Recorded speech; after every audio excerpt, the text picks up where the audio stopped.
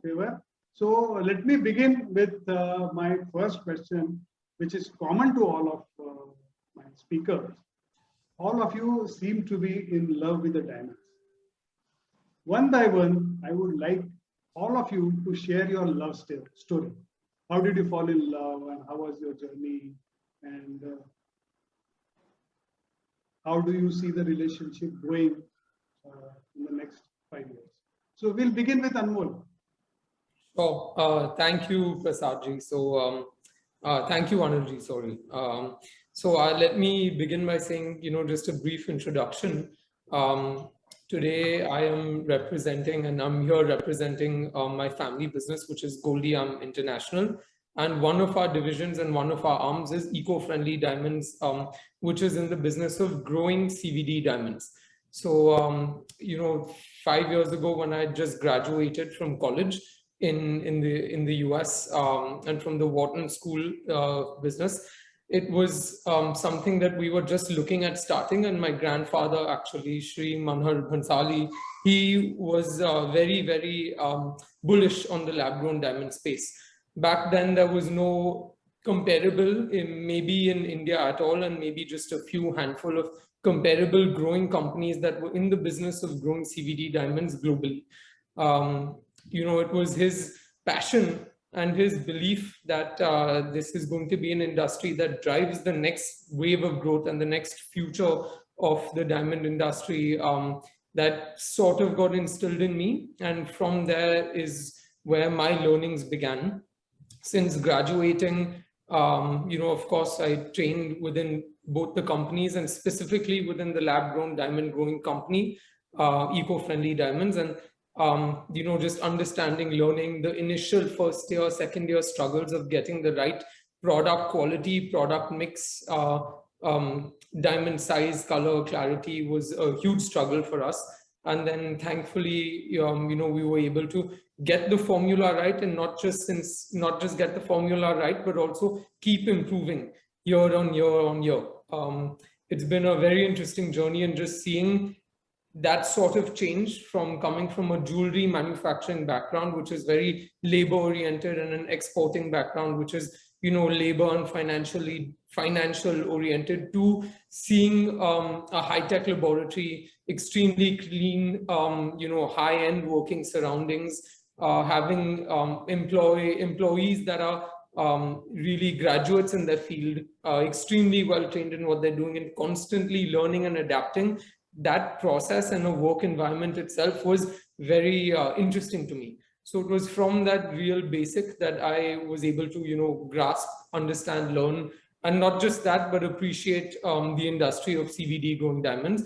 And of course, on the sales and financial side, it only helped that the industry kept growing, and we took steps accordingly to grow our capabilities and capacities along with the industry. And just seeing that sort of growth instilled even more excitement in me for the product and the industry.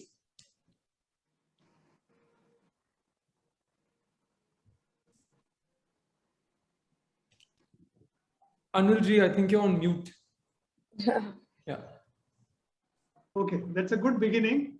We will have another round of chat with you. But in the meantime, let me initiate a dialogue with Prasad.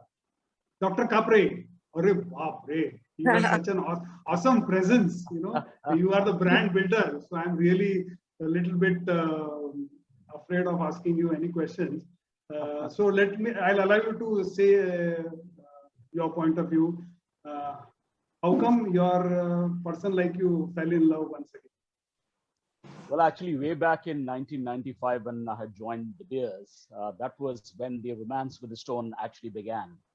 And I mean, initially, of course, it was a very difficult time because there was very limited or minuscule amount of diamonds being consumed in the country. And the one-line brief that I was given by De Beers then was that India is a gold-loving country, make it diamond-loving. So it was plain and simple one-liner. And then, of course, we did a lot of research, consumer understanding, and then finally came Nakshatra, which was the turning point. And then over the 14 years that I was there, the Indian market grew by 2,000%, which in itself became a case study in the diamond world and also in the De Beers history. So this kind of a growth wasn't really seen. And brands like Nakshatra, Asmi, Arisia, Sangini, and other brands that were launched one after the other for different consumer segmentation that we had done actually created the demand and the aura around diamonds. And honestly, today, what I see is what I saw way back in 1997 when there was the inflection point from people moving from gold to diamonds is something very similar that I see today, that there is a new inflection point where people are talking about sustainability, people are talking about environmental friendly, and people are talking about being responsible. People want to be responsible and they want to save the planet Earth, especially post this pandemic. So a lot of things have changed. The new generation, the Generation Z, as we call them, thinks about sustainability much more than you and me. So, so there is a huge shift which is happening. And that's where I feel that this is the right time for the lab-grown diamond industry to actually take the lead.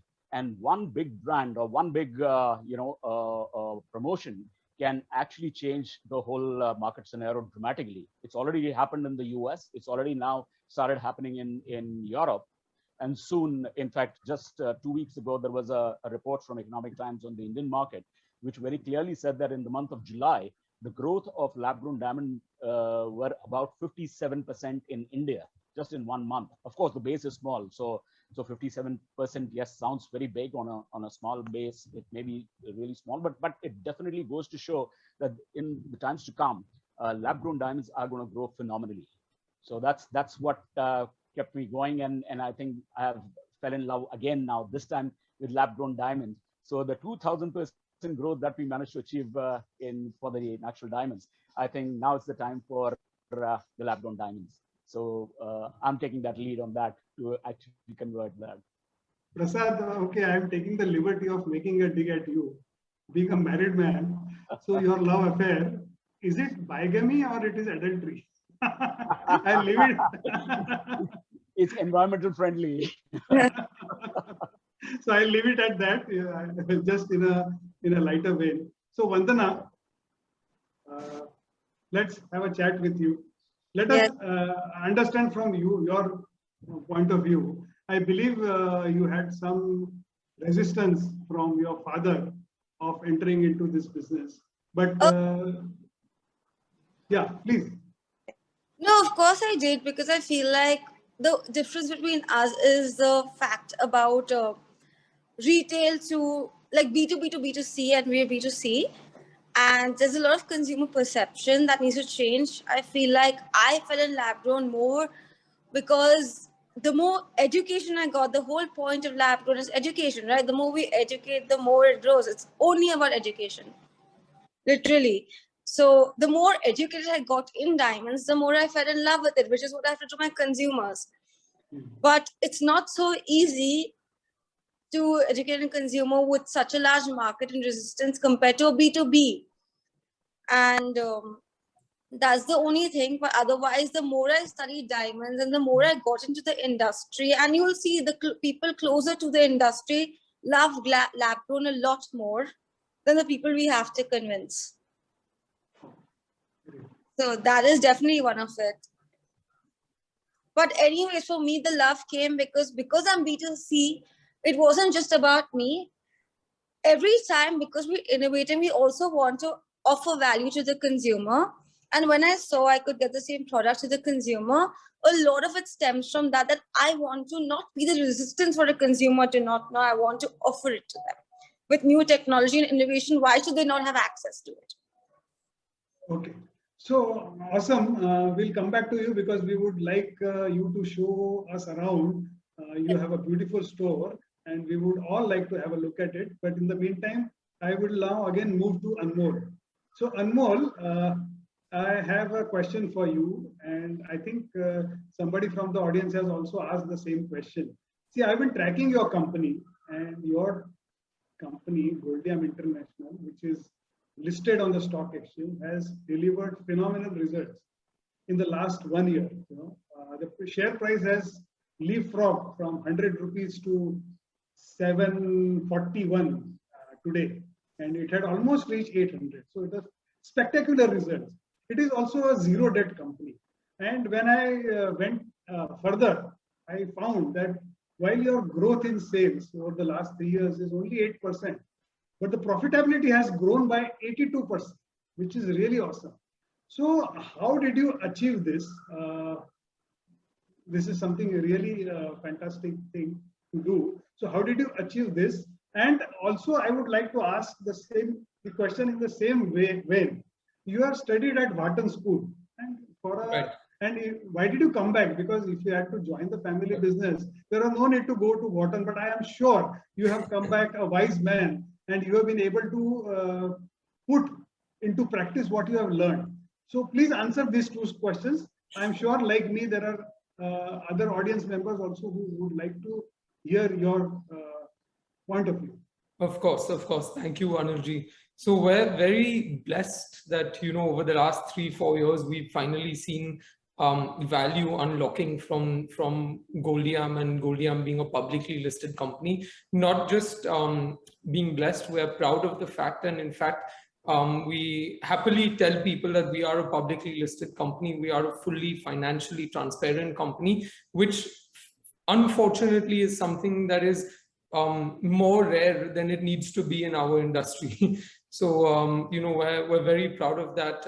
Over the last decade or so, I certainly believe that a company like Goldiam has been seeing depressed valuations because of our industry and because of the opaqueness of financials and companies in our industry. And that's something that we've particularly been, really trying to change by talking to not just industry forums as such today, but also bringing in investors and HNI investors and funds to really understand where our industry is, how is it benchmarked, how do you look at a exporting jewelry and diamond company in the global scenario, for example, in comparison to global textile exporters, global auto component exporters. There's no real difference today between a textile company who exports to the same clients that we do. Your large US retailers, your large US department stores, etc. So why the valuation difference? Why is there any sort of understanding difference, especially in a company which is, as you mentioned, debt-free, has maintained a track record of being debt-free and in rewarding shareholders through dividends and buybacks. So one understanding was that. The other understanding, the other key learning over the last few years has been on the business side. So understanding where are we positioned as a jewelry exporting company and how do we want to go forward and what is our next 3-year vision and next 3-year vision and next 3-year vision. So it was very clear to us that we don't want to be a company that simply books revenue. We want to be a margin-oriented company and focus on clients, retailers, and of course, all sorts of businesses that drive margin rather than revenue and just top line figures. That's why you see over the last 3 years, things that we've done internally in the company, customers we focused with, programs that we've decided that we really want to chase, and equally importantly, what we want to give up has allowed top line to grow, but bottom line to grow even more significantly. And looking forward over the next 3 years, 2 pillars and 2 legs that we stand on for the future of the company, at least for the next 3 years, are number one, e-commerce initiatives, where we are aggressively pushing .com and e-commerce businesses with our US clients, being a large third-party provider of fulfillment and jewelry services. And number 2 is lab-created diamonds, lab-grown diamonds, and that really stems from the integration of our output from eco-friendly diamonds, which is CVD, large CVD polished diamonds, into jewelry made by Goldiam and then distributed by our offices in New York. So in that sense, being truly integrated end-to-end, we are able to provide significant advantages, not just to our investors, shareholders in terms of margin across the pipeline, but also to our customers. We offer them, I think we are the only jewelry company in the world that is integrated back-end into growing lab-created diamonds. So at least in the space of lab-grown diamonds, we are truly integrated end-to-end, and we offer our retailers the advantage of working with a company like that in that sense. So that's I hope answers the first part of your question. And regarding the second part, so I graduated in 2017 from Wharton. I was very excited, in fact, rather than disillusioned, to come back and work in the family business because I saw tremendous opportunity.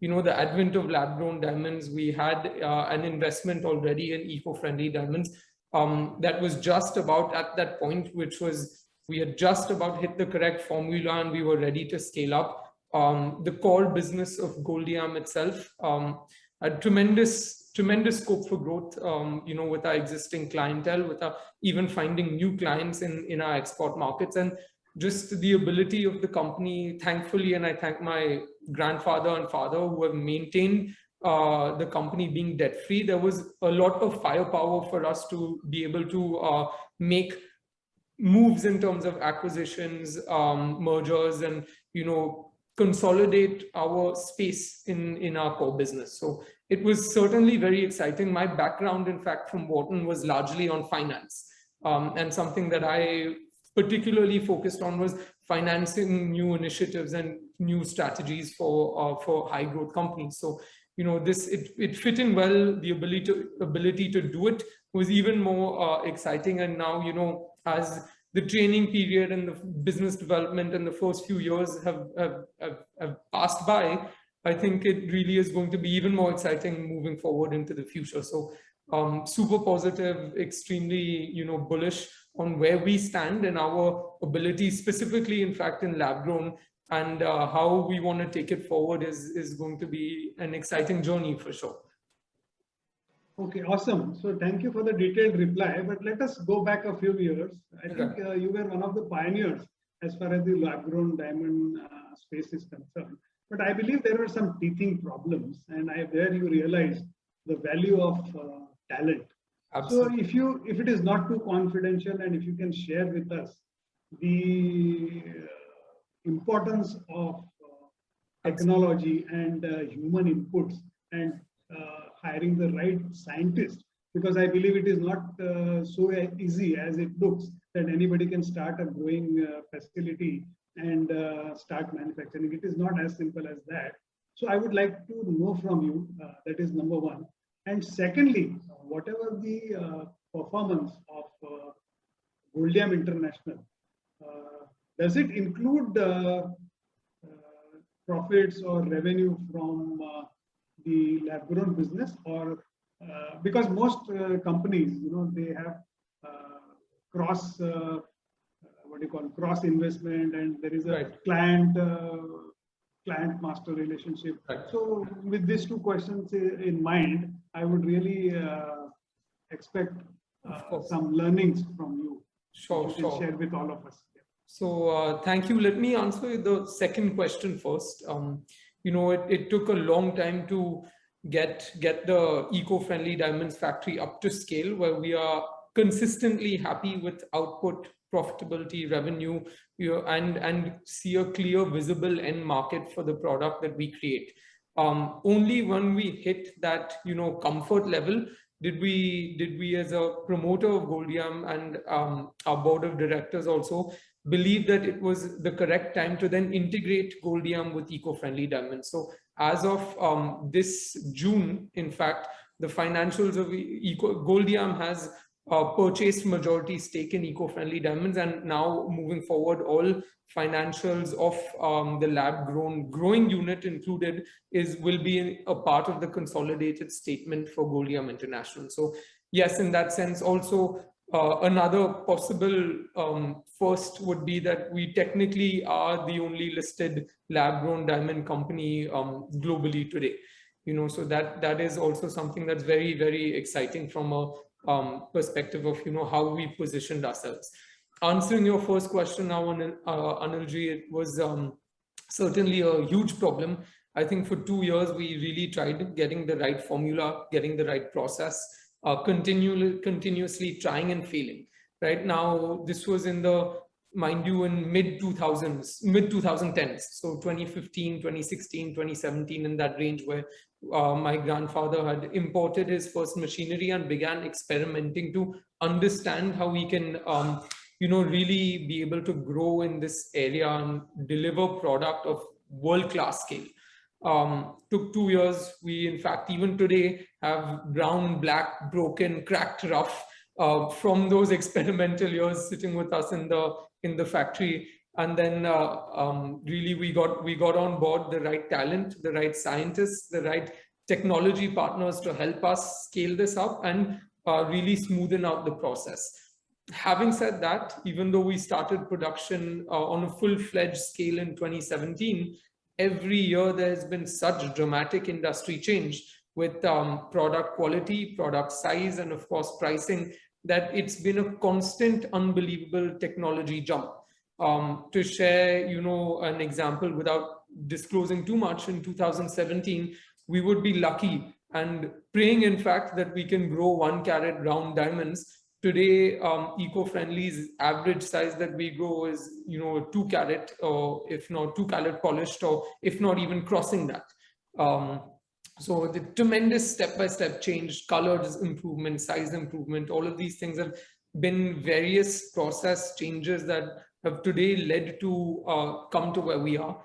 And then, of course, I think there's one important factor to consider is that the growing business works very differently from jewelry production and diamond cutting and our regular core businesses that we would know in India, right? The reason being is that it works more similar to, let's say, a steel or a cement factory where the fixed cost is extremely high, right? And you don't know what you're going to get. Only at the end of the month, once the machines effectively are shut and the cycle is over, you get to see your result and understand, okay, am I now in the black, or am I making a loss in the month, right? So the cost is fixed more or less, and then only it's only after the end of the month you understand what has come out of the machine. So consistency is of paramount importance. Having a factory that grows extremely high quality product for 2 months and then all cracked and broken stones for a month or 2 after that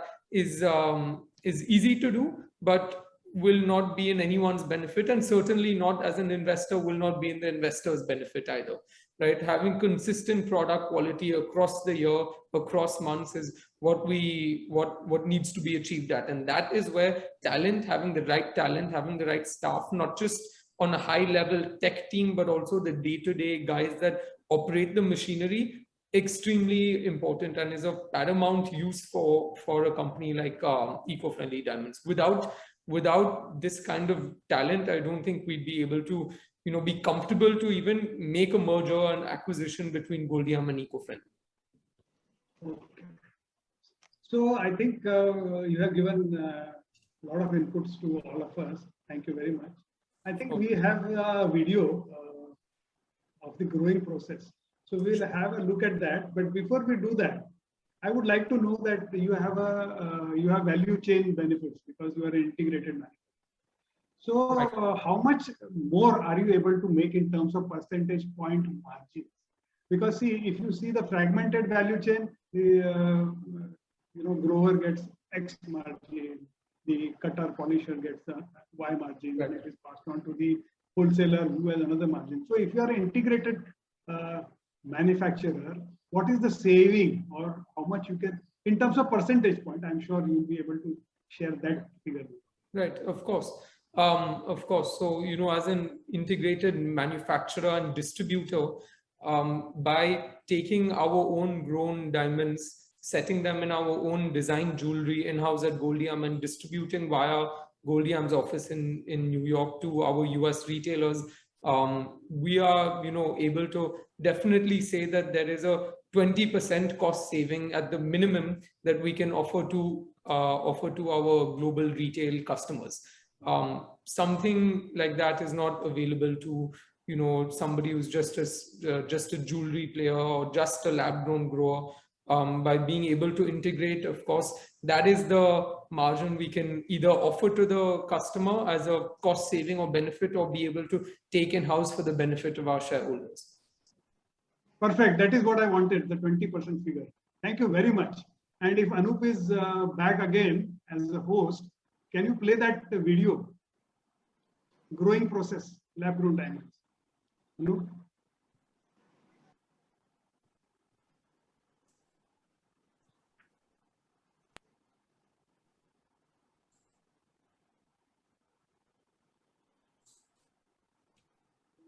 CVD diamonds, named after its process, chemical vapor deposition, undergo the same process as natural diamonds. It all starts with a diamond seed. A thin layer is cut from the natural diamond to form the CVD diamond seed. This seed is a type 2A seed, the purest form of diamond, 100% carbon. The seed is then polished and prepared to a required thickness for it to be placed in the CVD plasma reactor.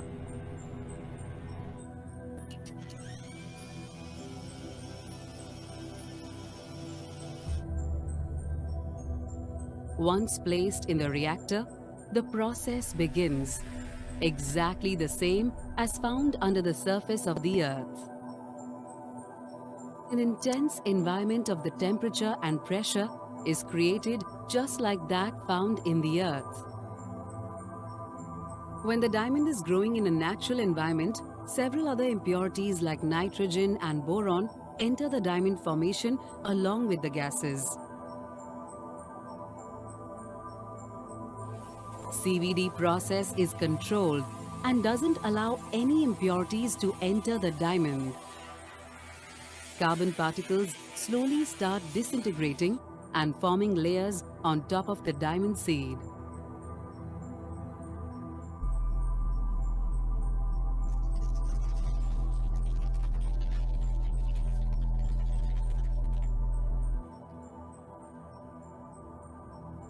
The result is a rough CVD diamond, the same as a natural diamond, only purer. The diamonds are then removed with precision, and the cutting process begins.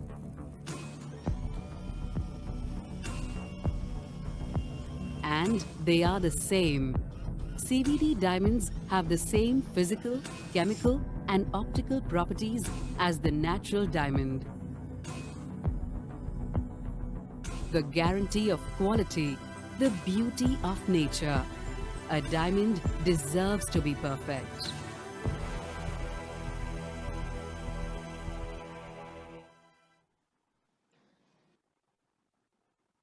Thank you. So before we move on to the expert Prasad Kapre, Dr. Kapre, let us engage in a dialogue with Vandana. Let's see how her store looks like. So Vandana, please welcome and show us your store. We are eager to have a look at it. Yes, of course. I'm going to flip the camera now so you can see. And I would say, welcome to the world. It is definitely not a store. It's a vandal's world where you'll find tons of precious treasures, jewelry, lots of art. This is a Banksy code that we start with, so you know what to expect. It's a store full of color, lots of phrases, lots of jewelry, and welcome to everyone. It's a little vandalism, and there you'll see our store a little bit better.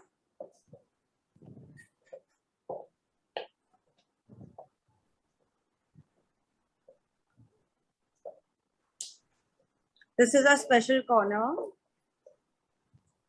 almost a photo booth.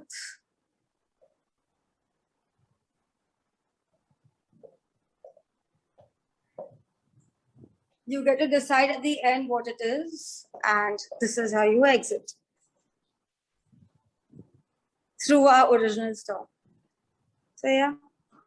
So great. So we'll give you time to switch devices, and in the meantime, we will. Beg your pardon? But you can play the video. So we'll have a look at your opening party video. I think it has come out very well, and I'm not sure whether all of us have already seen it. So Anup, can you please show that video, please?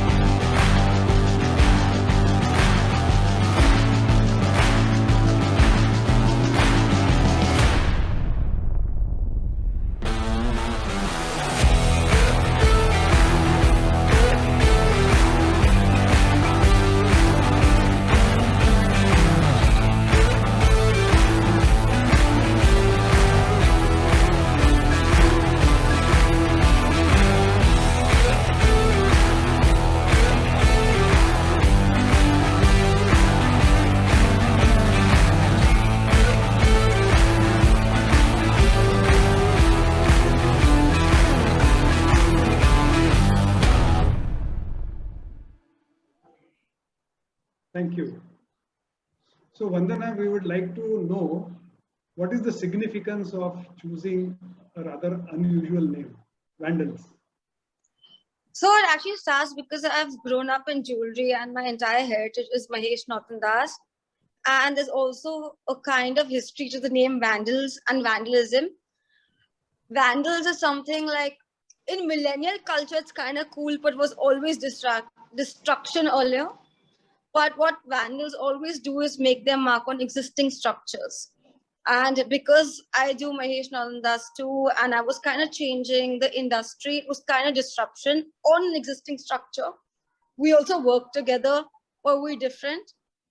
So a lot of it was the vandalism and the new age that now in today's time is considered art, which I think jewelry really is. Plus it alludes from my name too. So it kind of fit really perfectly.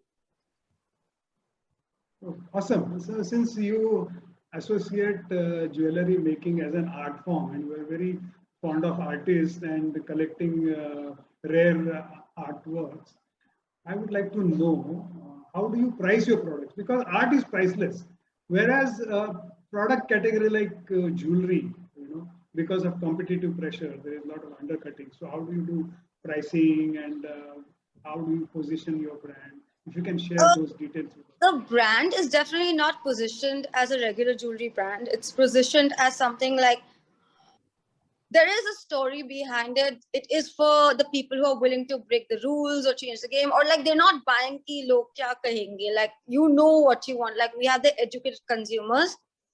So it is definitely that. Pricing wise, like I told you, anyways, the whole point of bringing the jewelry was to give the consumer the value of an affordable product, which is exactly the same. We want them to have access to it. So a lot of our pricing, because also commercially we live in India, is commercially priced. It's not overpriced. It's not underpriced. But yes, there's a lot of branding and there's a lot of costing that goes even into our brand. So that's inclusive. Okay. Now, how do you do the pricing? Do you give the breakup or and what is your buyback exchange policy? Is it just like the natural diamonds or No. it is slightly tweaked? No, it's not like natural diamonds. We do not offer the breakup. We do offer buyback, but that's a brand. It's not as you know, in lab grown as of now, it's not a industry policy. It's not an industry policy, but it's our brand policy, like a warranty we offer to our consumers. If you buy from Vandals, yes, we are there for you. So, no, the one question which arises in my mind, if I were a retailer, I would always wonder, Yeah. lab-grown diamonds, the prices are falling, and you are selling it to somebody at, let's say, 1 lakh rupees. Tomorrow, the price of diamond is falling, and you have already committed to him a certain buyback. So, how does it work for you? Do you foresee that you will make a loss there? A lot of times, actually, you can ask Anmol. I don't think it's going to fall too much. That's what the industry experts say. That is not So going to. even without that speculation, we do not. Our policy is very determined on the fact that what we can offer, and we also tell them we will revise it. So we have a very specific brand policy, which we keep up to. Like we don't offer the same buyback that Natural does, but we offer it for lifelong. But we've kept that open, that we will once again evaluate the markets and let you know. Like how internationally, if you're going to go, yes, there's buyback. But if you go to Tiffany with your stone, they're gonna reevaluate the stone at that point, right? So we do it at that point. Okay. So while you offer buyback, you're not committing to a base price. Is that what you're trying to tell me? No, we do actually. It's just that we don't disclose it so publicly, so I'm being vague about it. Okay, fine. No problem. We normally tell a client, we will get in touch with you and we explain it to them on the phone, and it's a very clear buyback.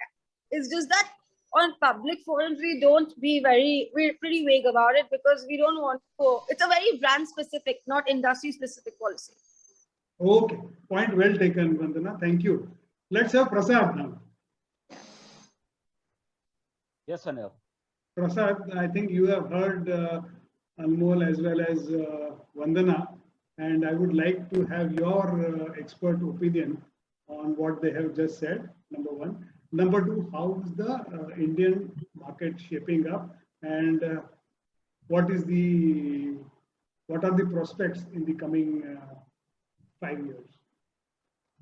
And Well, what is first it of all, a retailer for to become adopt this new product category? see, first of all, India is becoming the hub to the world for the lab grown, especially for the CBD category. In fact, they are the ones, the Indians who have managed to already, establish themselves in the CBD as a category. India is the largest grower of CBD diamonds. As of now, today, the total lab-grown production across the world, as per Bain & Company, is about 7 million carats, of which 1.5 million carats of CBD is actually manufactured in India, or rather grown in India. And that is the highest, which is there in the world, followed by US, followed by Middle East to some extent. But all said and done, India is going to be the hub, and that is going to be the future as far as the supply of CBDs is concerned to the export world or to the world. So that's why CBDs and lab grown becomes very, very special category for Indians, because this is a homegrown technology. This is something which we are all proud of, to the extent that even the government is today willing to support this industry, because it is going to bring in a lot of dollar or the foreign exchange for the country through exports. So that's why there is a lot of hope on this industry. As far as the pricing is concerned, because both they mentioned, I totally agree with both Vandana and Anmol that the markets, according to us, is already more or less bottomed out, and it's not going to fall any further for various different reasons. The first and the foremost is that the gap between the supply and demand is growing dramatically. And to the extent that in 2017, again, I'm just quoting Bain & Company reports, the total world production of diamonds, or the total mining that was happening, so on the supply side, it was 155 million. And by 2020, within a span of 3 to 4 years, it has already come down to 111 million. And by 2030, that is in just next 10 years, it's going to come down further to 62 million. And the fact is that the mines are getting exhausted and the mines are shutting down. But the demand of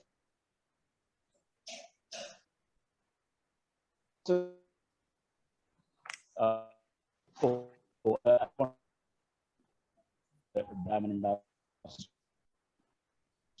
in terms of exports in the US market, and there is going to be a depleting supply. So there is going to be a big gap. So by 2030, it is estimated that there is going to be a gap of 159 million carats. And that gap has to be fulfilled by lab-grown diamonds, because there's very little exploration or new mines going to open up by then. So obviously, there is a big gap between the supply and demand. So we don't expect the prices to come down any further.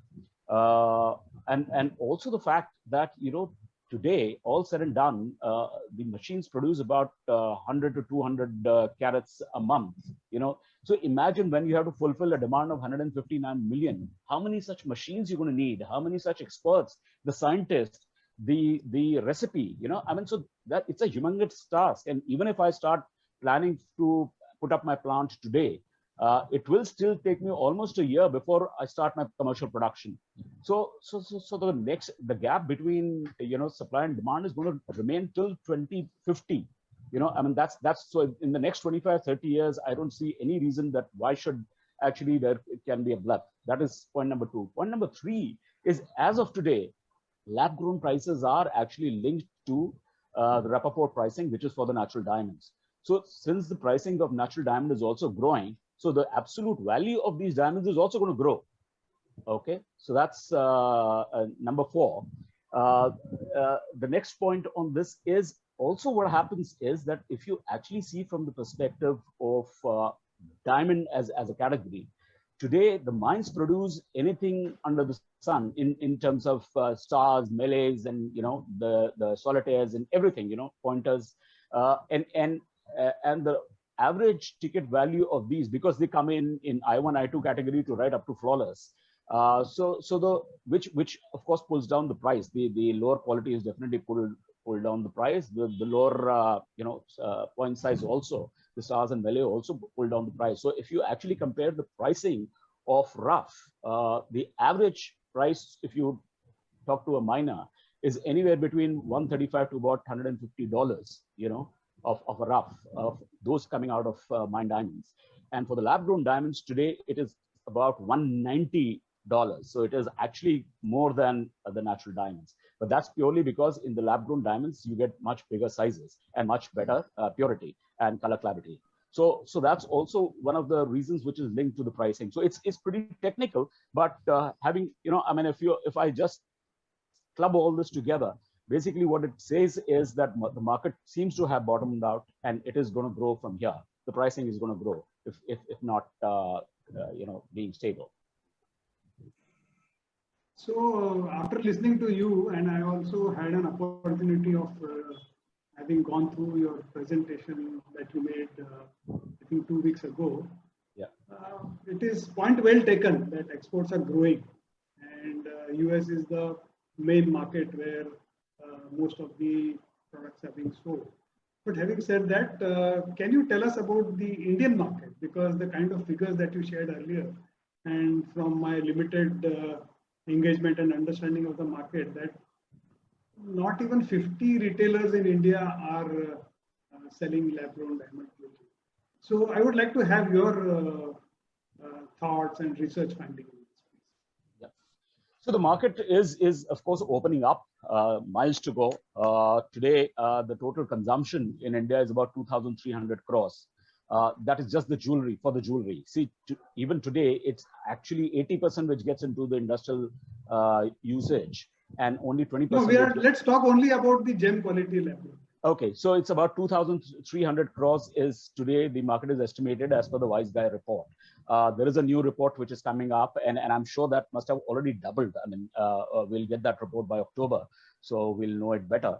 But as of today, what the report we have says it's about 2,300 crore, and it is growing at about 9.8%. That was in 2020. That's what the report says. But the markets so far have shown that it's growing at almost 50% month on month. So the average I see is going to be anywhere between 25 to 35%, the actual growth that might happen. So in the next 3 to 4 years, we expect many retailers to come into the category. We expect and many of these, even the brands which have come in, are actually doing a tremendous online sales. Because what we have seen in the Indian market is there is hardly any resistance from the consumers, as long as they understand the category. Of course, they are very curious.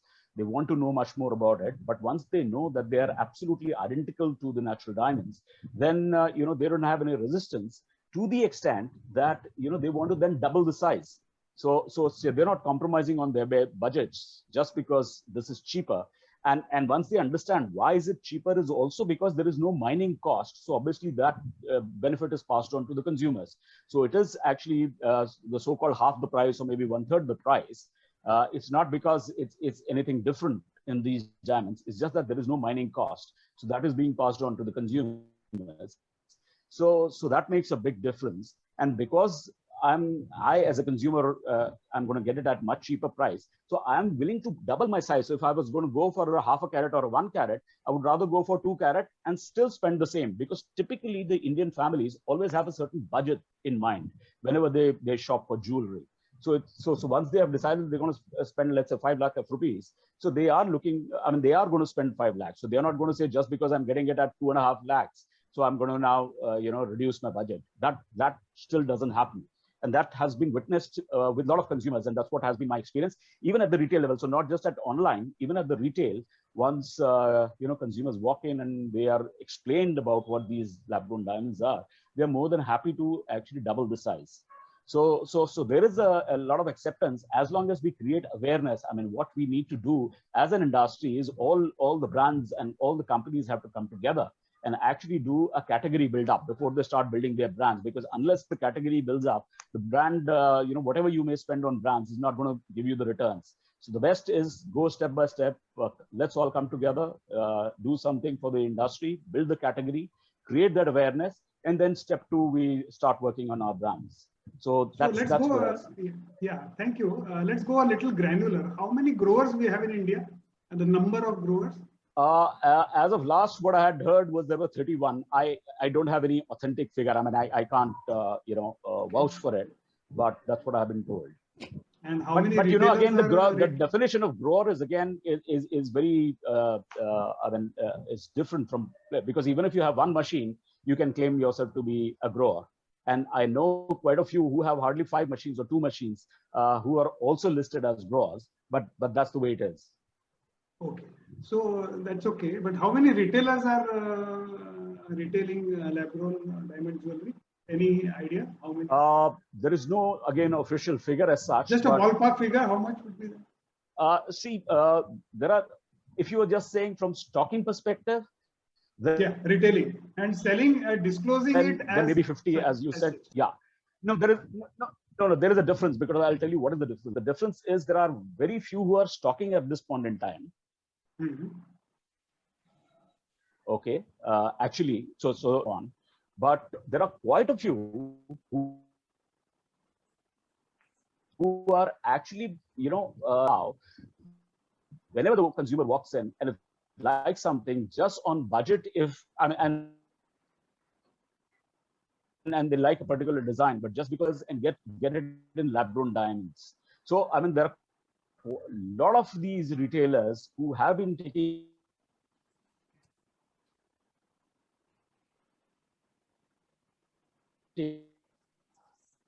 jewelry man. That's how asking for particular design, which then so all sorts of things are really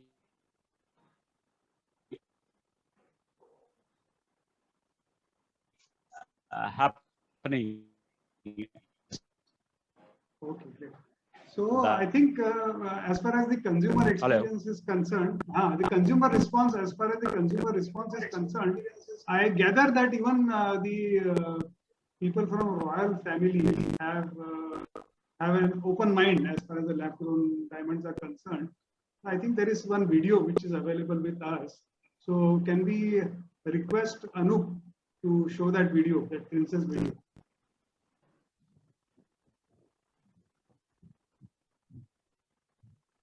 Hello, Anup, are you there?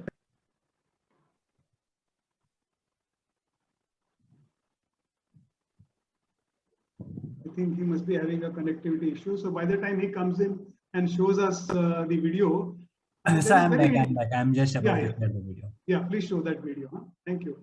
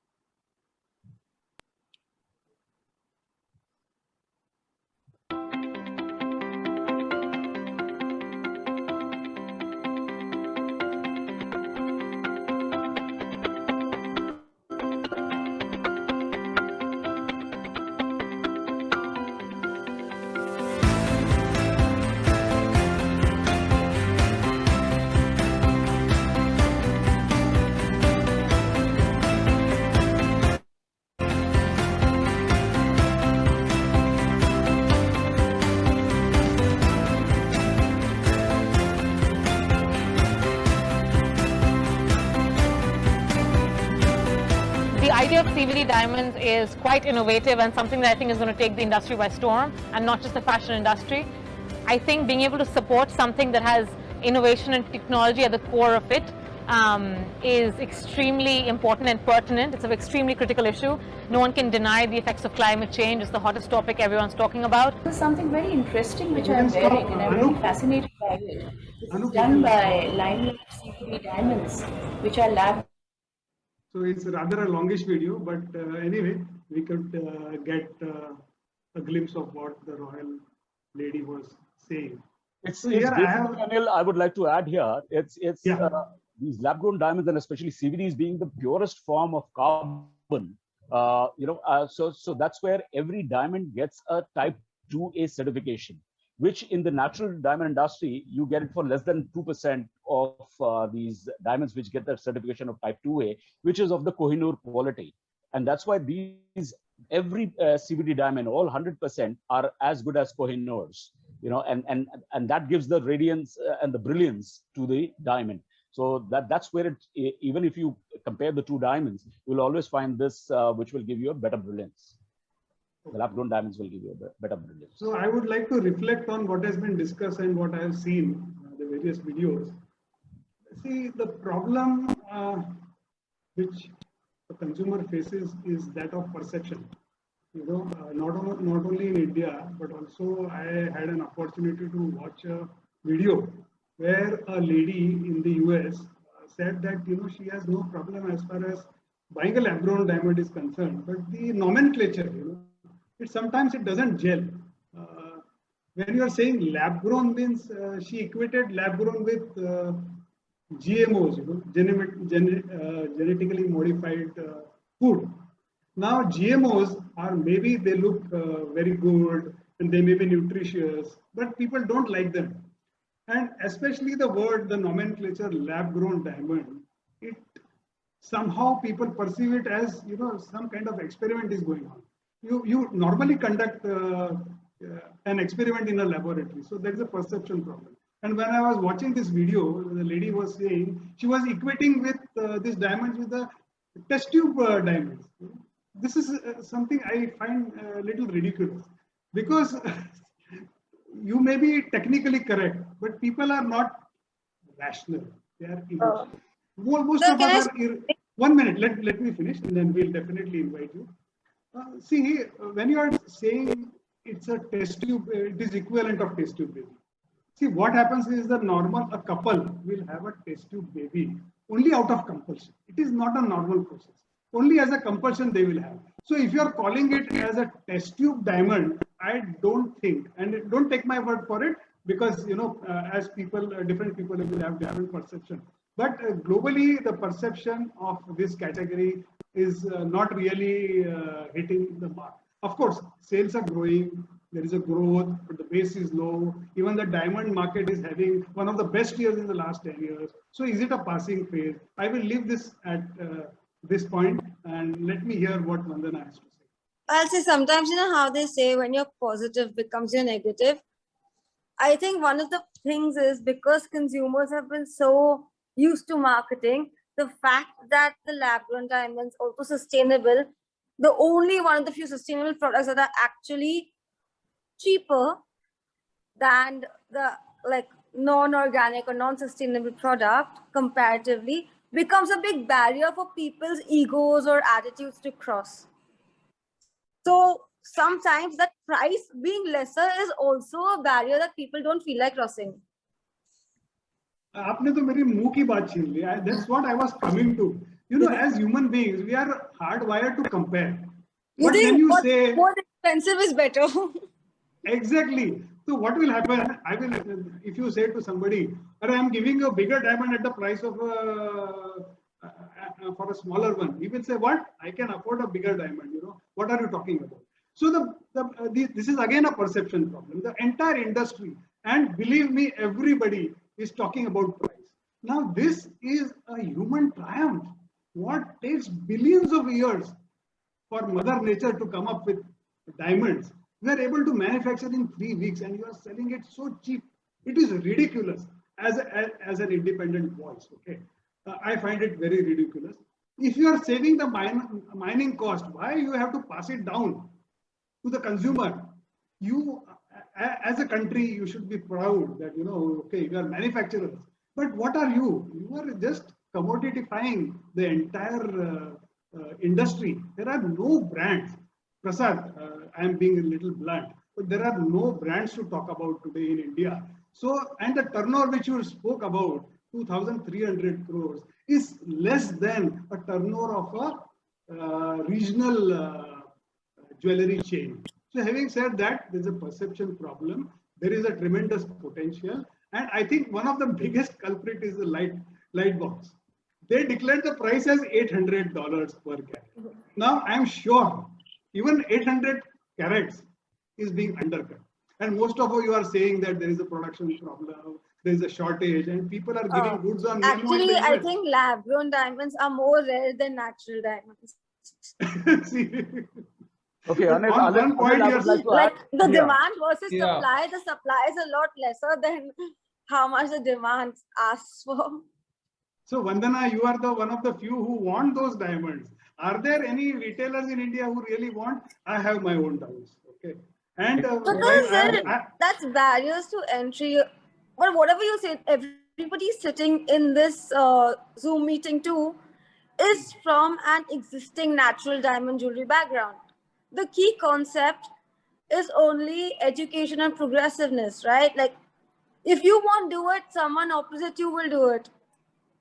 So people are not progressive or they're insecure either way, but it's education is key, what you want to do to a consumer. And just because we are so close to the industry, we're the ones who realize, who are educated, that we don't see the difference. And we are not falsified by perception. The closer you are, the more education you have, you break perception. So education is the key.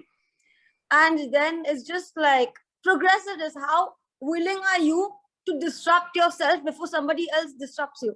Because I am from a natural retail background and I disrupted my father. But if I wouldn't do it, someone else would. I was like, Dad, rather me than someone else. Vandana, you have hit the nail on the head. I was going to say that. The biggest problem you can't stop anybody else from coming. And what are you going to, for how long do you stay back, right? So that is exactly the problem. The problem with the industry is that people in the natural diamond business have ventured into lab grown, and right from DBS, okay? And they are sitting on the fence. If this sells, I will sell this. If that sells, I will sell that. So there is, now that the industry is growing, I am sure a lot of serious players will come. But considering the fact that this technology is not really new, the gem quality diamonds, of course, 1950s, the industrial quality diamonds were launched. But the gem quality diamonds were launched in the late 90s. So what took such a long time for disruption? Disruption happens quick, really. You take the example of Apple watches, you know, they had no baggage. They were not into watch industry. And look at and everybody did not, the traditional watchmakers did not take them seriously. Look at where they are. But see, right now, let's stop. Let me make one more point. Yeah. Even Swarovski, when Swarovski stormed the space, you know, they had no baggage of jewelry. So today, what I'm trying to say, if we have to compare, let's compare it to a Swarovski plus and not as diamond minus. So then there is a good chance of selling. And let's, for God's sake, whatever money we are making, let's utilize it for a proper reason, for a proper purpose. Let's develop the market rather than passing it down. And the most important point is, last week I got a call from somebody who recently joined a lab-grown diamond manufacturer, and his job is just to take orders on phone. So I asked him, कैसे बेचते हो, क्या pricing है? वो बोलता बेचने का तो जरूरी नहीं पड़ता साहब, अरे 10 लाख 15 लाख ऐसे बिक जाता है अमेरिका में. तो बोलता कैसे बेचते हो? कुछ नहीं साहब, वो हम लोग शुरुआत करते हैं 70% ऑफ रैप, 80-85% पे डील हो जाती है. What is this यार? Natural diamond, and Rappaport is not even listing lab-grown diamond. So we are so trapped in the past that there is no fresh thinking. So we need more Anmol Bansalis, we need more Vandanas to really come out with fresh ideas. And I think the future is bright. I would not like to go on and on, and I'll just throw it open for discussion. Please. I'll just add here. First of all, you know, what lab-grown diamond industry needs is a body like De Beers, which control all the pricing and the stocks and everything for the natural diamond. Unfortunately, they're already there. They're already there in the space.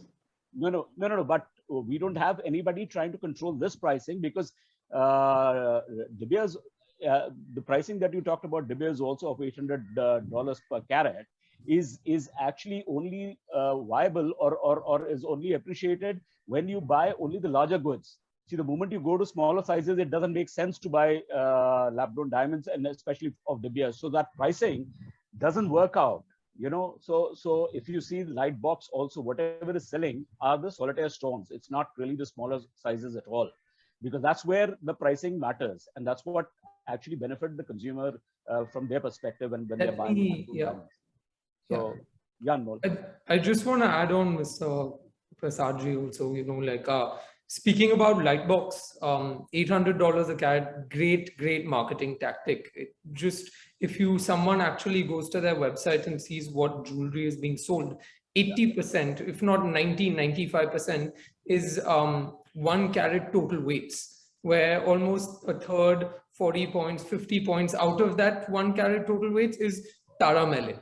Right. So to understand why somebody chooses $800 a carat, it's a great marketing tactic, but there's no need to go on and on about it because it launched 2 years ago and it hasn't affected prices as much as just regular demand and supply of CVD has.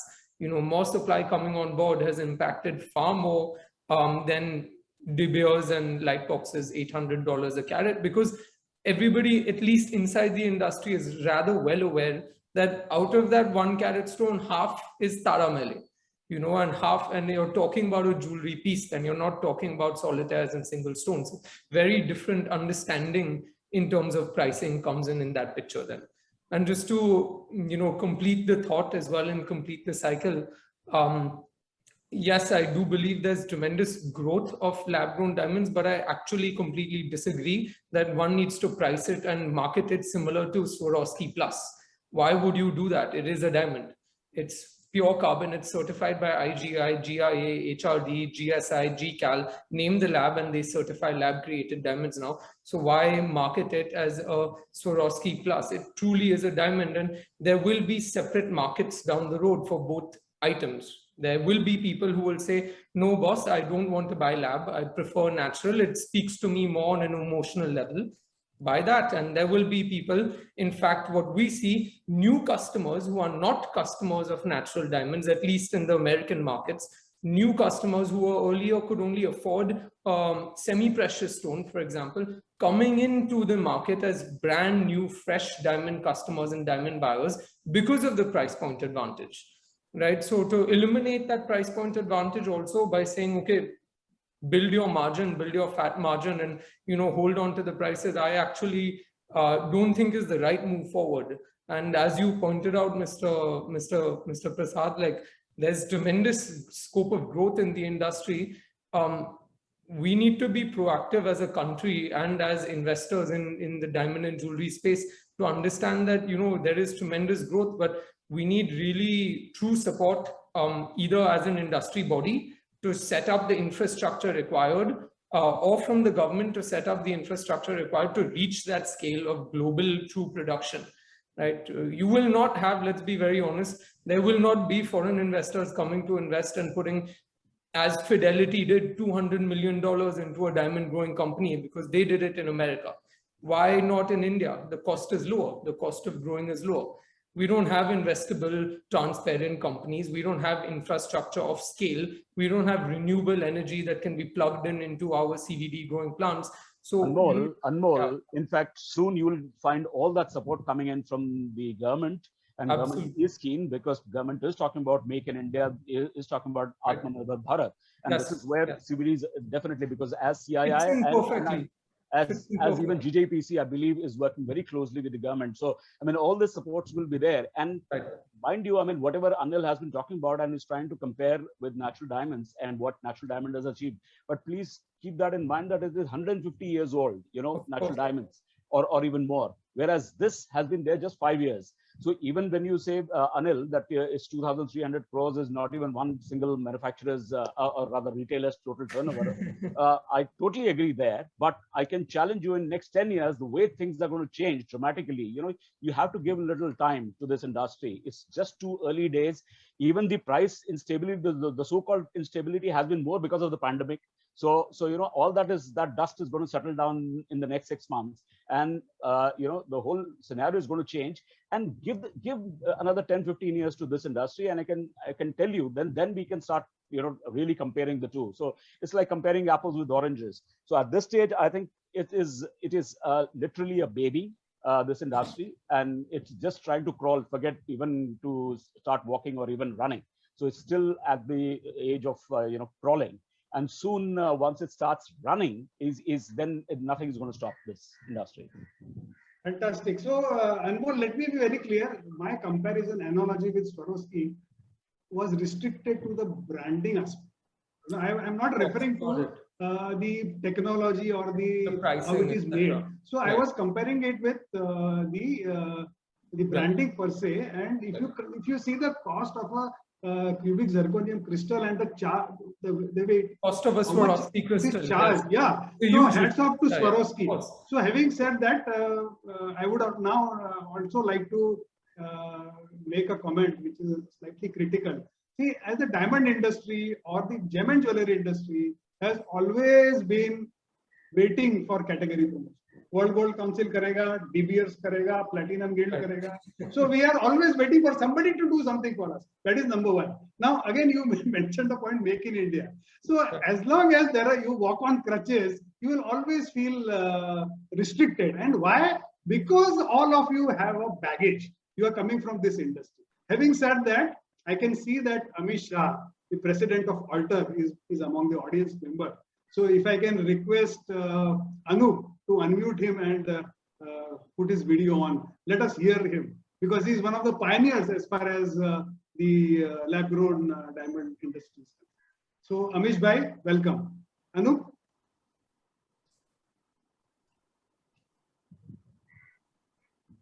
Anup, उनका video चालू करो और उनको unmute करो please.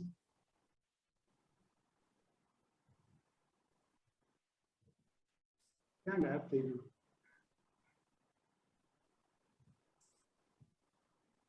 One minute, I think I'll have to call him.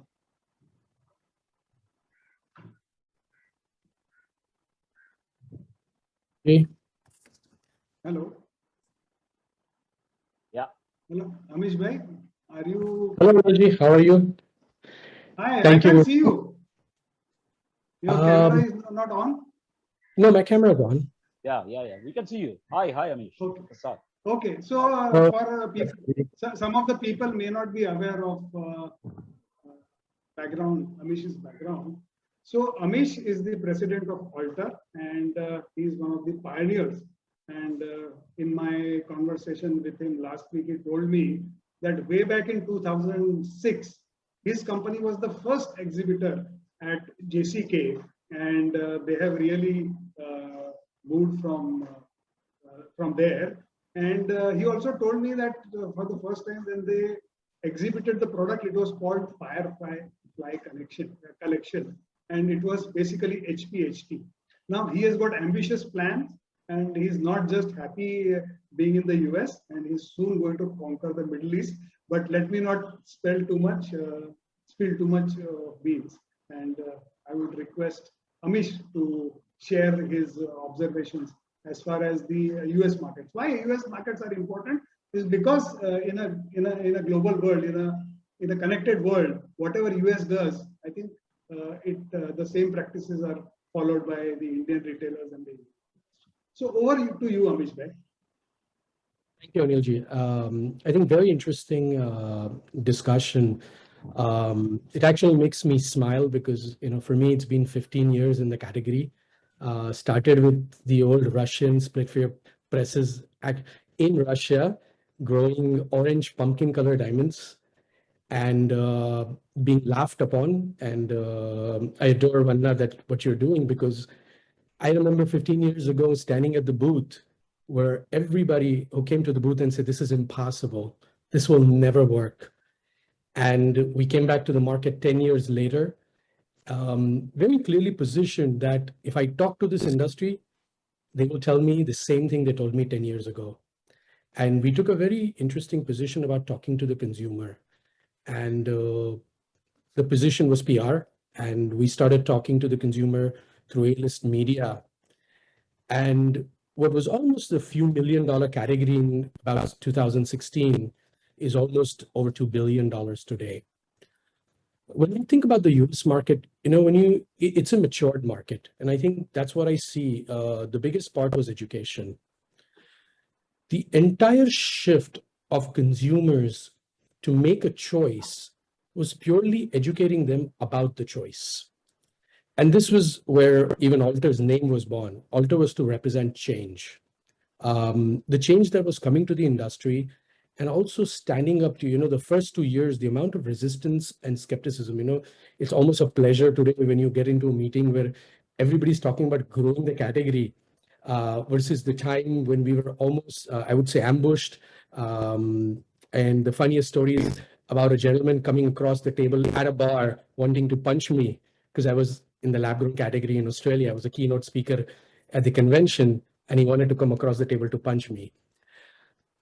The growth of the category we see in US, which was phase 1, was primarily education. I had a team of people that were basically we trained about 1,300 salespeople in stores, created enough material that the consumer needed to be communicated. And this is pre-FTC announcements. I think after the FTC did the guideline, the category completely changed. Sales went multifold because the consumer acceptance also went up. When we talk about branding, and which is very, very interesting, when you look at the category, it is completely fragmented. As much as we would want, the biggest of the mistakes made by the Mine Diamond industry is what's getting repeated in the lab-grown industry. I've observed this category very, very closely. I do this day in, day out, is to study pretty much from every single country to transactions that are happening globally. And it's sad because they're making the same mistakes by moving away from the potential conversation of building brands to commoditizing the industry. India is a great production center, but in any industry, we have to remember value is not added by producing more.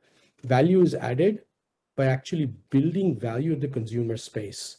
When we talk of Tiffany's and we talk all these brands, and the biggest thing was, which since most of you are, much more senior than myself on the call, that when you think about diamonds, the last 100 years of marketing is about investments, which the whole myth of rarity and all that is broken because diamonds are not investments.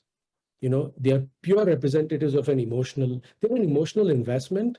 And this story that was floated years ago by a smart marketing company in New York, and where, of course, billions of dollars have been put behind, is still continuing. But this is starting to change when you talk of markets like US. The whole conversation and the need to build a brand. Last week also I was with Rob Bates and I said that the importance is that we need to start moving away completely from this commoditizing conversation. This whole price per carat continuous conversations that we're having, the industry needs to evolve. So I don't know, from my side, the growth of the category is imminent. Next decade, you're looking at to go from about $2-3 billion. You'll be at a comfortable $15 billion. US is, of course, a prime market. Canada is doing great. Europe opened, Germany, France, Italy. Australia is doing well. Middle East will open soon. I'm speaking with some senior people in China. They see it as a opening category. And India, I believe, has a decent consumption for the size. But I think outside of, and this is a true fact, and not because we're all on the call, I think outside of Vandals, I don't know of one respectable retailer who has come out and spoken about it. So means it's time that retailers, manufacturers start talking about this with respect. created, when you look at the created diamond category, today, the position of claiming of being a brand is barely there. There's a lot of aspirational brands, but unless we brand in this category, I don't believe there's going to be value. When we talk of growing is great. We've been there for much longer than most people. But at the end of the day, and I don't know how many of you are aware, if you went to the northern province of China and you had a helicopter view, there's thousands of presses there that do industrial. And at this point of time, they make 3.5% because they never created value.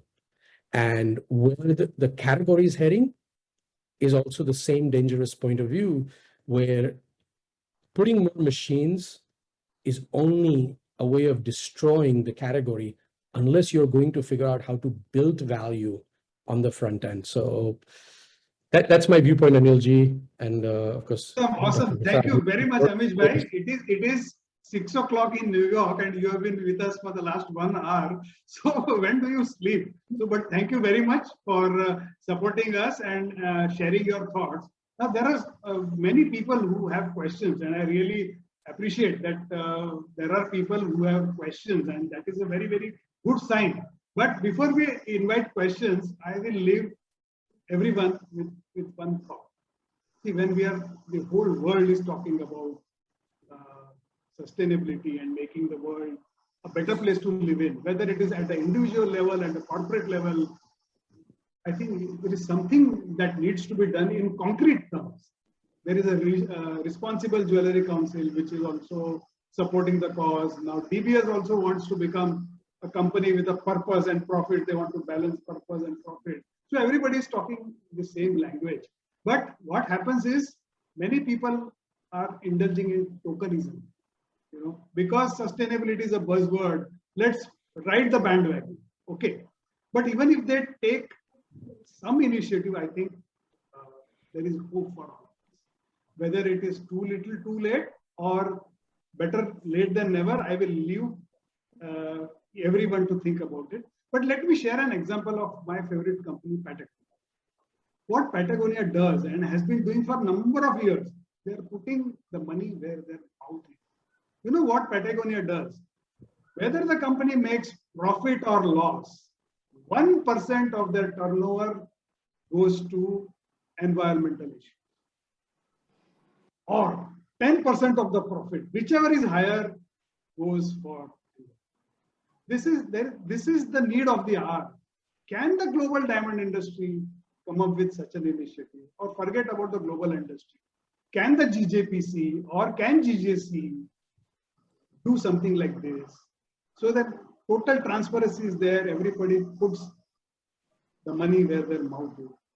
No immediate answers are required, but everybody needs to introspect.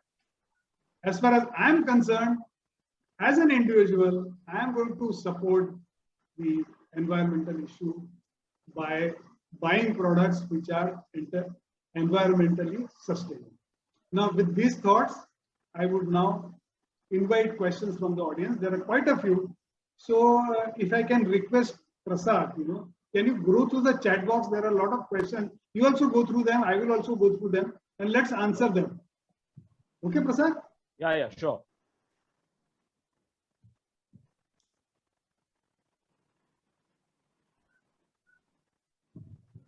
You want to take up any one particular question, Anil? We have limited time, so whichever question you feel you want to answer, you can please go ahead. Because I see a lot of questions on MOL, on Goldie M4 on MOL. Okay. Again, some questions on pricing and how is it done. I mean, just a one-liner at the moment is it is all linked to the Rappaport pricing, and the way even on natural you have certain off, or so much back. The same way it works in the lab-grown diamond world also. As of now, I'm sure over a period of time this will change, and lab-grown diamonds may have their own pricing. That's quite possible. But as of today, it's all linked to the Rappaport pricing. I would, if I just add on to that, I think similarly in the vein of branding and distribution, some, of course, loose diamonds are sold as a linked to Rappaport, but we've recently also started now selling programs into retailers, which are just sold at a fixed price per carat. It doesn't matter what the color clarity is. You know, similarly in the vein of branding distribution, not so much branding applicable to the business we do, but distribution, retailers, programs at least are no longer, in some aspects at least, fixed to Rappaport. That's fantastic, Anmol. I mean, I really congratulate you. And I think that's absolutely the right route to go. And that's the way you're going to add value, as Amish was saying, you know, because once you start adding value, soon we will go perhaps Swarovski route, as what Anil was saying. You know, so wonderful. It's great to know that you're already doing that.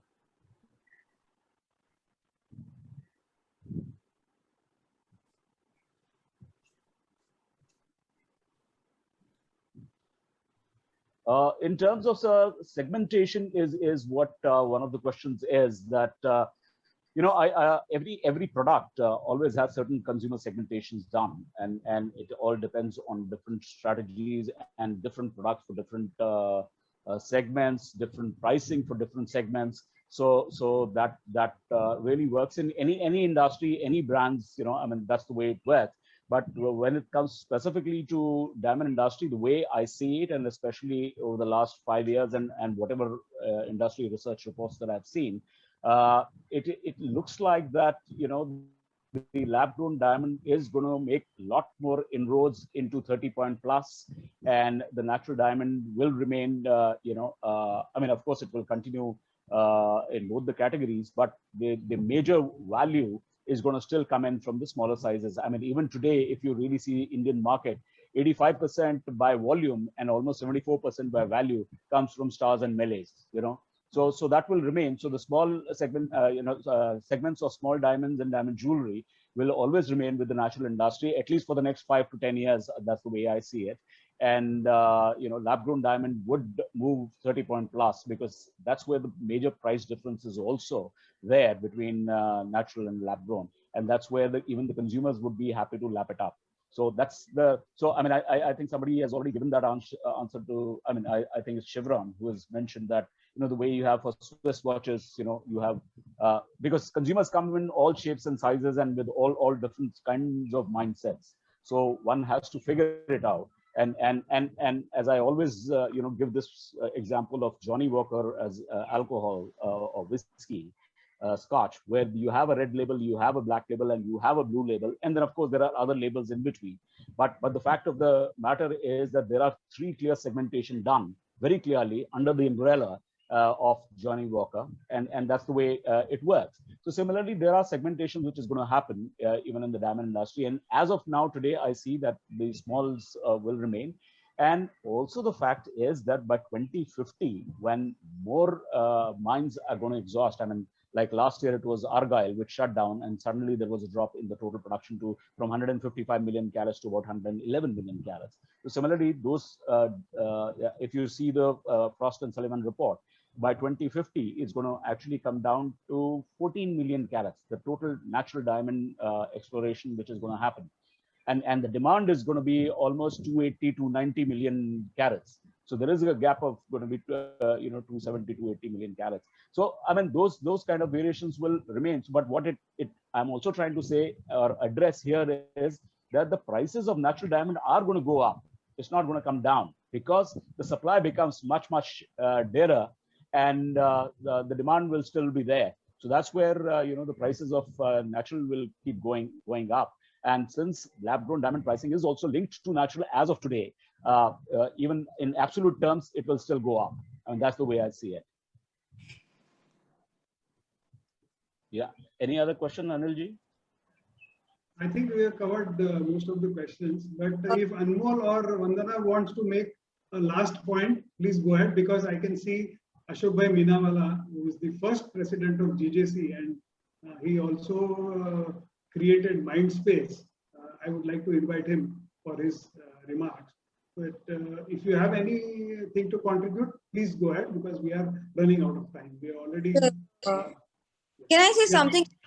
segmentation, because we have Mahesh knows and us too. And over the years, how we segmented our jewelry is adding value to the consumer. So of course, we like how we said, we have natural, we have gold, we have Polki, and now we've added lab grown. So instead of finding it as a competing product, this is what segmentation we are doing under one roof, adding as much value as we can to the consumer. A lot of times I would also say is what I tend to do is instead of comparing lab-grown diamonds to something like the Swarovski, I compare it a lot more easier to Polki diamond jewelry. Like that's how it entered the market. There was resistance. And if you'll see the price points, the sale point is very similar. The look for the price is very similar. So instead of going into Swarovski range, I say for an Indian market, I compare it to a Polki range. And I feel like we are very comparable in today's time because the consumer really wants to look at a good price. And that's what's coming. I think that is an interesting observation. You can compare it with Polki, yes. Yeah. And one thing I do agree with Abhijit, and thank you for speaking about vandals, is yes, the biggest thing I feel that the biggest flaw I feel like most lab-grown diamond people who enter the market do is they enter in a little bit of an insecure manner and always are following the natural diamond route, which has not worked very well or is not going to work very well in the long term. It's for the long term. So also great on Anmol for the per carat rate and not going on Rappaport. So Anmol, can you tell me? Oh, sure. Just closing remarks, I think we've all discussed this is a nascent industry, growing industry. It's super exciting from the angle of both value creation, not just as a company, but even for the country, foreign exchange, etc. In general, I think there's a tremendous route that the country can go and individual companies can go as long as we remain investable, do the correct things and set up our organizations in the right way through branding and, providing the right kind of scale. So marketing muscle like Vandana can take over and, lead the retail charge and the D2C direct to consumer charge to educate the end consumer as well. So very, very exciting on all parts. And, we at Goldiam at least are excited to be part of the journey. Great input. Thank you, Anmol. And now I would like to invite Mr. Ashok Meenawala for his expert comments. Ashok bhai, how? Daniel. Hello. I think it's interesting. Very many people want to talk about lab-grown, as many of them a very large number away from.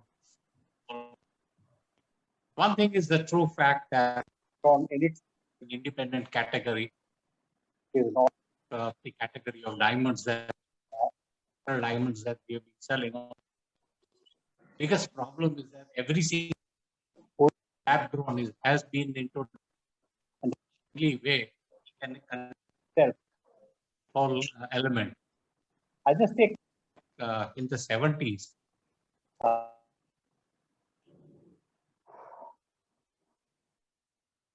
You are mute, Ashok bhai. Is when getting it jewelry in our retail outlets. Everyone say, why are you selling? Why are you getting gold into diamonds? And you know what we have done is that we've said 10% of our investment. We can't hear you. Are you able to hear? Yeah. Are you able to hear? Yeah, now I can. So we have only 10% of our stock diamond jewelry. The difference is that 2.5 times more profit than the gold jewelry that we sell. And probably it gives us a little more higher clientele. So first it was the money that used to be important. Then we realized it changed the profile of your entire business because it brought in a different bunch of people into your stores. I think one of the biggest elements is the consumer. And once the consumer starts adapting and utilizing this product, and if this customer is going to walk into shops and with a unique capability of also buying jewelry, which is with diamonds and even plain gold jewelry, I think it can be tremendous added value. We are into a segment which is still growing in India. If you really see, hardly 20% of the jewelers are into the diamond jewelry business. 80% of the jewelry business is absolutely gold. And it is the gold jewelry which is the bread and butter of everyone. They have still not got even into diamond jewelry, you must understand. We can talk as big as we want, but the diamond sector in itself has not really found its way in as much big capability that it really needs to. Yes. And whatever has happened after the real burst of advertising that De Beers did way back at the turn of the century, with Mr. Prasad Kapre as being the captain of the ship at that time. Yes, it's a true fact that something will need to be done for the lab grown also. I don't know in India what will be done, or probably internationally. Something that will really turn the whole thing around. Suddenly, probably a celebrity or a designer or a line of jewelry that suddenly gets into a very interesting styling or demand that really changes the entire concept of the demand in this particular category, and a huge amount of sale starts building up in this category. And this will surely happen, and I can assure you things start at one point of time and they build over another point of time. The scope and potential is tremendous. I don't think I can add anything beyond what all the great speakers have done in their own capabilities and understanding. They have much more experience than me in this field. And I'm very happy Mahesh has allowed his daughter to set up this whole brand, Vandals. Someday, probably I get a chance, I'll go and see it. Please come. Yes, but heartiest congratulations to you for this great challenge that you've taken up. And I can assure you, it's not going to be too far away when a lot of people will be following you, and you'll be right at the front as a leader. And wish you the very best for that. Thank you. Who are in the loose stone category, yes, the potential is still huge. We need to convince our people. Like, I am in the pure diamond business only. I don't really get customers talking about it. But frankly speaking, even I don't talk about it. So till I don't start talking about it, if I don't sell my chana chor garam the way it is supposed to be sold, I don't think people are going to ask for chana in the way it is required. So they'll treat that chana in a very simplistic way. So we have to talk about what we want to sell and how we want to sell it. And I think the madness that has to be there in your mind and the way you sell it and the products that you create that can make so much of a big difference. And I think you have already, somebody has to first jump into the whole bandwagon to first get into it. And it's only then that this whole fever starts and it catches on into a pandemic that really gets the business going. And I think this is what we expect. My best wishes to all of you, and Anil, fantastic presentation, wonderful webinar. We all really enjoyed. Best wishes to you and the entire team. Thank you so much. Thank you for your support, Ashok Bhai. And the audience has been really very patient and very understanding. And last but not the least, all the speakers, really I got to learn something new today. And let's hope that we get an opportunity of engaging with each other very soon, formally or informally. Bye-bye. Thank you. Thank you so much, everybody. It was great speaking to all of you, and thanks for having me. Anmol, I have spent a lot of time with your grandfather, so I know. Of course. He was a genius. I worked with him in the 80s and 90s, and I know that man was a genius. So it was a big change for him to have set this up. So we're excited for the future and taking his vision forward. The last 5-7 years continuously.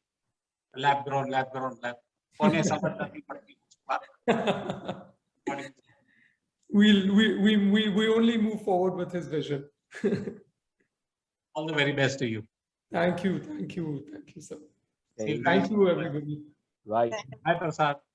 Hi. I'm wonderfully mentioned about, the Chana Jor Garam. I like that. So it's interesting. Yes, miles to go, but the potential is huge. I totally agree. Yeah. Okay. Thank you. Right. Sure. Bye-bye. Thank you, Anilji. Thanks. Thank you.